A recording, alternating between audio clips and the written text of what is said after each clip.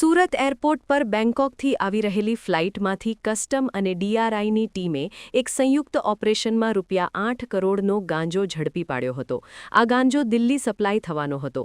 બેંકોકથી આવેલી આ વીકની 2 ફ્લાઇટમાં આ ગાંજો મળ્યો છે. પહેલા દિવસે ફ્લાઇટમાં 6 કિલો તો બીજા દિવસે 2 કિલો ગાંજો મળ્યો હતો. 8 કિલો ગાંજાની બજાર કિંમત ₹9 કરોડ છે. સમગ્ર કાંડમાં સ્મગલરોની નવી જ મોડસ ઓપરેન્ડી જોવા મળી છે. ખાસ કરીને ઇમરાન હાશમીની તસ્કરી વેબ સિરીઝમાં બતાવેલી સ્ટાઇલ સ્મગલરોએ અપનાવી છે. બંને કેસમાં ગાંજો વિમાનમાં જ સીટ નીચે અને સીટની પાછળ છોડી દેવામાં આવ્યો હતો. તમામ મુસાફરો ઉતરી ગયા બાદ ફ્લાઇટ દિલ્હી જનાર હતી અને ત્યાંથી સંતાડેલા ગાંજાની ડિલિવરી અજાણ્યા શખ્સો લેનાર હતા. પહેલા દિવસની ફ્લાઇટ બેંકોકથી આવી હતી. સુરત આવ્યા બાદ ફ્લાઇટ થોડી ખાલી થઈ ગઈ હતી અને દિલ્હી જનારા થોડા પેસેન્જર બેસી રહ્યા હતા. ત્યારે ક્રૂ મેમ્બરે જોયું કે એક રોની કેટલીક સીટ પાછળના ભાગેથી ઉપસેલી છે.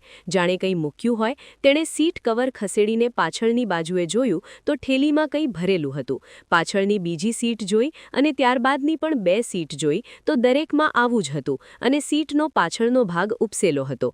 તમામ સીટ ચેક કરવામાં આવતા 4 બેગ મળી આવી હતી, જેમાં 6 કિલો ગાંજો હતો.